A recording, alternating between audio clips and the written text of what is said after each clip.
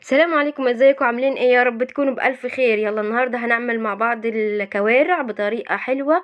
لو مش بتحب الكوارع ان شاء الله بإذن الله بعد الفيديو ده هتكوني بتعشقيها. يلا بينا قبل ما نبدأ الفيديو نسمي الله ونصلي على رسول الله. اللهم صل وسلم وبارك على سيدنا محمد وعلى آله وصحبه وسلم. هنعمل مع بعض كده شوية كوارع ومعاها كمان محشي زي العسل. يلا بينا قبل ما نبدأ الفيديو، معلش ما تنسونيش في اللايك والشير وسبسكرايب. يلا بينا نبدأ الفيديو. اول حاجة عملتها ان انا جبت الكوارع نضفتها كويس من اي شعر موجود فيها.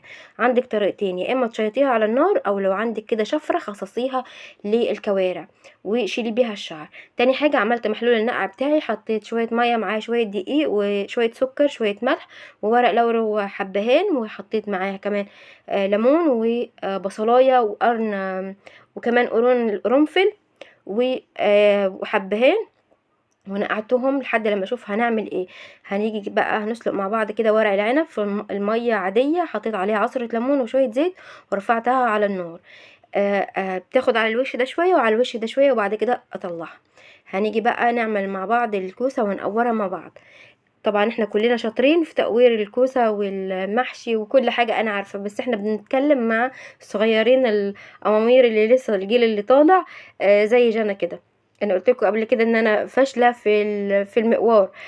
فبستعمل المعلقة كده، بتكون مدورة من تحت عاملة زي الكزلك بتاع المطبخ، وببدأ ادخلها كده شوية بشوية في الكوسة وبلفها، بتتلف معايا وبتطلع كل اللي جوه الكوسة.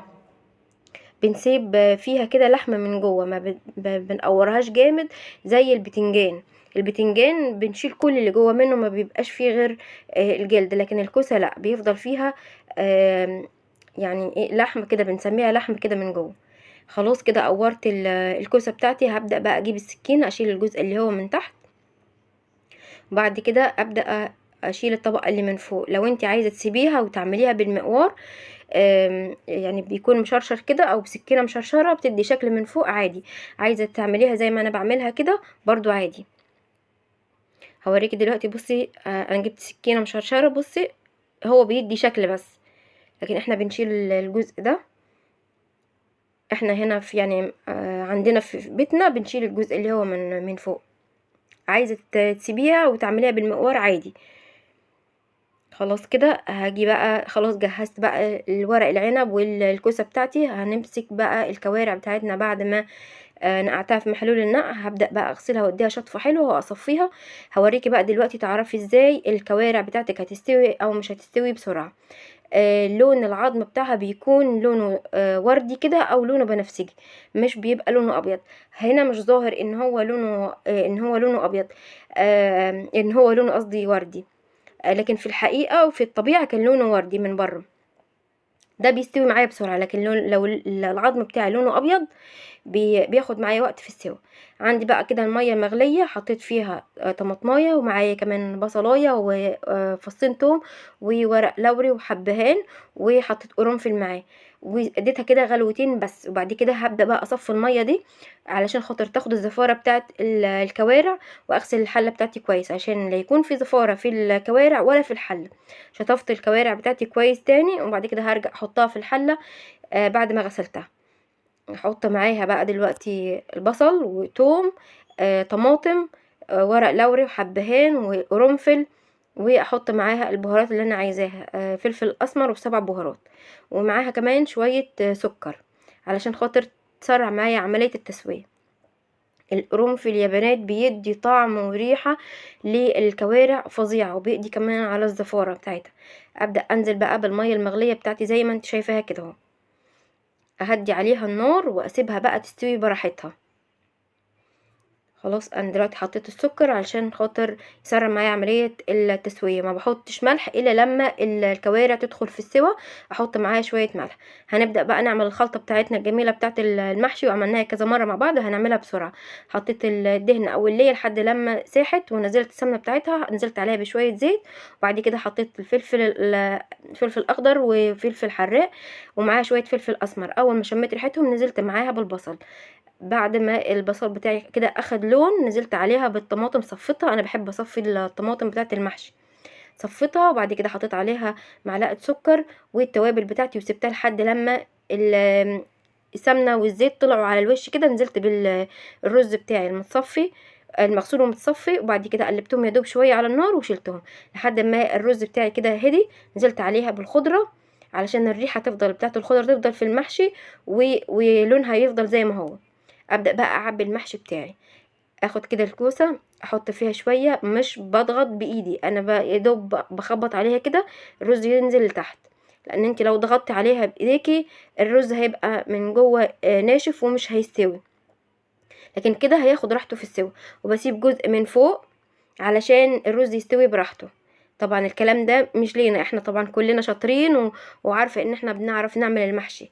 احنا بنتكلم علشان لو واحده صغيره او لسه متجوزه او في سن جانا مثلا تعرف انا بعمل ايه. تمام. اهو دلوقتي بحط الرز وبسيب الجزء اللي من فوق، وبنضف كمان الكوسايه من بره عشان يبقى شكلها حلو. اجي بقى للفلفل. الفلفل يا اما تشيل الجزء اللي من فوق بالسكينه او تضغطي عليه كده، هو داير ما يدور بصباعك هيتشال معاكي على طول. وبرده بحط الرز وبسيب الجزء اللي من فوق فاضي علشان ياخد راحته في السوا. وبنضف حوالين الفلفلايه كده بيبقى شكلها حلو وما بيبقاش في رز كده متنطور معاكي. بصي هوريكي حاجه تانية، هضغط عليها كده بتطلع معايا على طول، وبشدها بتطلع معايا بمنتهى السهوله. خلاص. لو عايزه تسهلي على نفسك اعمليها بالسكينه. احط الرز ويدوب اديها خبطه كده، وبعد كده بصي سايبه مكان فاضي من فوق اشيل اي رز موجود عليه. هنسوي النهارده في الفرن، فتسويه الفرن بتختلف شويه. انا الاول فردت بصل من تحت ورصيت عليه المحشي زي ما انت شايف. المحشي بتاع الفرن بياخد الشوربه بتبقى زياده، وبحطها على من تحت لحد لما تغلي اطلعها على الشبكه من فوق. اكون حاطه ورق زبده ومغطيها كمان بورق فويل واسيبها مع نفسها تستوي مع نفسها. هاجي دلوقتي بقى الصلصه بتاعت الكوارع بتاعتي. تمام. كل كارع باخد له كده زي ما وريتك كده الشويه بتاعت التوم اللي وريتهم لك. انا حطيت مره ونص عشان انا عامله كارع ونص، وحطيت معاها قرن فلفل رومي وقرن فلفل حراق، دقتهم كويس في الهون. بعد كده بقى رحت على النار حطيت شويه زيت وسمن، وبعدين هحط البصل بتاعي. البصل كل كارع بحط له بصلايه كبيره، اكبر بصلايه تكون موجوده عندك. طبعا انا قلت لك من شويه ان انا عملت كارع ونص، فهحط ايه بصلايه كبيره ومعاها بصلايه وسط. تمام. قطعت البصلايه الكبيره كده، وبعد كده هنزل دلوقتي بالبصلايه اللي هي الوسط معاها. في الوقت ده ممكن تحطي شويه، لو انت عايزه تخلي البصل يدبل معاكي بسرعه حطي شويه ملح. لو عايزه تديله كده كرمله ويبقى مسكر حطي له شويه سكر. مش هخلي البصل ياخد معايا لون، لا هو اول ما بيدبل كده اعمل فتحه كده في النص وانزل بالثوم بتاعي مع الفلفل. لو عندك شويه كزبره حطي، انا ما كانش عندي الصراحه. اول ما اشم ريحه الثوم كده طلعت معايا ابدا انزل بيدوب نقطه خل، شويه خل كده بسيطه، وابدا اقلب البصل مع الثوم. بعد كده انزل عليهم بالطماطم. الجزء ده الصراحه ما تصورش معايا. وبحط معاها ورق لوري والحبهان وكمان قرنفل، واديها يدوب غلوتين. انا مش هخليها تقصر ولا حاجه، يدوب غلوتين على النار. شفت الشوربه بتاعتي كانت صافيه وحلوه ازاي؟ لو اخدت بالك منها جنب الصلصه. بعد كده هحط الكوارع بتاعتي استوت بقت زي الزبده، احطها بقى على في الطاجن، لو عايزه تحطيها في صينيه عادي. ونزلت عليها كده بالصلصه بتاعتي وهحطها في الفرن يدوب من تحت تغلي كده، وبعد كده ابدا بقى اطلعها برضو على الشبكه واسيبها تستوي مع نفسها. هي مستويه وكله هي هتاخد بقى من طعم الصلصه اللي موجوده. عبال ما الكوارع بتاعتي تخرج من الفرن اكون انا عملت بقى محشي ورق العنب. ما هم مش هياكلوا هم كوسه وفلفل وانا هنسى نفسي. انا بحب الورق العنب فايه هعمل لنفسي بقى طاجن ورق عنب. نمسك بقى ورق العنب كده على الناحيه الخشنه، احط الرز وبعد كده ادي برموتين ليها من تحت، وبعد كده اتني الطرف ده والطرف ده، وبعد كده ابدا الف تاني. وطبعا زي ما قلنا الكلام للبنوات الصغيرين. اهو حطيت الورقه بتاعتي على الناحيه الخشنه تبقى من فوق اللي هي يتحط عليها الرز، وبعد كده الف واخد الطرف الناحيه اليمين واتنيه، والطرف الناحيه الشمال اتنيه برضو، وبعد كده ابدا لف تاني. وانا بلف اضغط معايا عشان الصباع يطلع مشدود وما يفكش مني. بصي بتني كده الناحيه دي والناحيه التانية والف كل الصوابع بتاعه المحشي قد بعض وشكلها حلو. خلاص طلعت بقى الكوارع بتاعتي والكوسه بعد ما اخدوا وش من تحت الشوايه. خلاص اديتهم كده وش. هاخد بقى جزء من الكوارع دي واحطها بقى فين؟ في الطاجن بتاع محشي ورق العنب. بصي الكوارع شكلها يفتح النفس ازاي، وريحتها ما اقولكيش بقى على الريحه. لو في يعني كاميرا بتطلع الريحه كنت شممتك الريحه بتاعتها. هوريكي بقى دلوقتي الكوارع بصي دايبه ازاي.